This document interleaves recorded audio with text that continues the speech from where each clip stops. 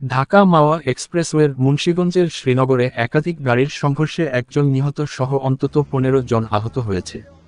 আজ রোববার সকাল ৮টার দিকে এক্সপ্রেসওয়ের শ্রীনগর উপজেলার ষোলঘর থেকে হাসারা এলাকায় এই দুর্ঘটনা ঘটে। দুর্ঘটনায় নিহত ব্যক্তির নাম মোহাম্মদ ফরহাদ হোসেন। তিনি ফরিদপুরের ভাঙা এলাকার বাসিন্দা। তিনি একটি বাসের চালক ছিলেন। আহতদের মধ্যে একজনের পরিচয় জানা গেছে। তার নাম জাকির হোসেন। নোয়াখালীর এই বাসিন্দা বাস চালকের সহকারী। উদ্ধার কাজে নিয়োজিত ফায়ার সার্ভিসের কর্মকর্তারা বলেছেন, ঘন কুয়াশার কারণে পথ পরিষ্কার দেখতে না পাওয়ায় এসব দুর্ঘটনা ঘটেছে। স্থানীয় সূত্রে জানা গেছে, ভোর থেকে এক্সপ্রেসওয়েতে প্রচণ্ড কুয়াশা ছিল। সামান্য দূরের কিছুও দেখা যাচ্ছিল না।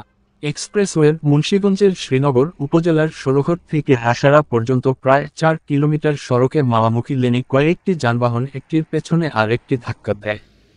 তাতে বেশ কয়েকজন আহত হন।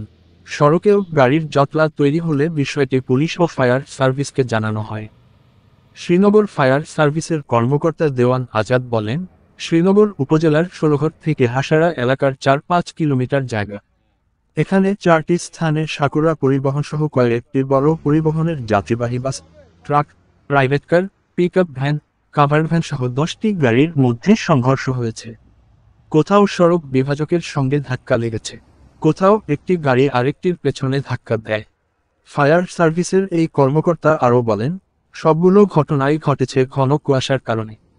এসব ঘটনায় ১০-১৫ জন আহত হয়েছেন। সড়ক দুর্ঘটনার কারণে সকাল ১০টা পর্যন্ত মাওয়া টোল প্লাজা থেকে ষোলঘর পর্যন্ত ৭-৮ কিলোমিটারের যানজট ছড়িয়ে পড়েছে। ফায়ার সার্ভিসের সদস্যরা উদ্ধার কাজ করছেন।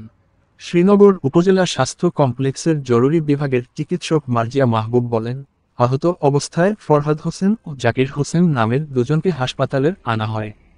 জাকিরের রক্তক্ষরণ হলেও অবস্থা কিছুটা ভালো ছিল। তাকে প্রাথমিক চিকিৎসা দিয়ে ঢাকায় পাঠানো হয়। এ সময় ফরহাদ বলেছিলেন, তার কোমরে ব্যথা হচ্ছে। এক্স-রে করে তাকেও ঢাকায় পাঠানোর সিদ্ধান্ত হয়। তবে এক্স-রে করার আগেই ফরহাদ মারা যান। এ বিষয়ে জানতে চাইলে হাসারা হাইওয়ে থানার ভারপ্রাপ্ত কর্মকর্তা ওসি আব্দুল কাদের জিলানী বলেন, সকালে ৪টি দুর্ঘটনা ঘটেছে।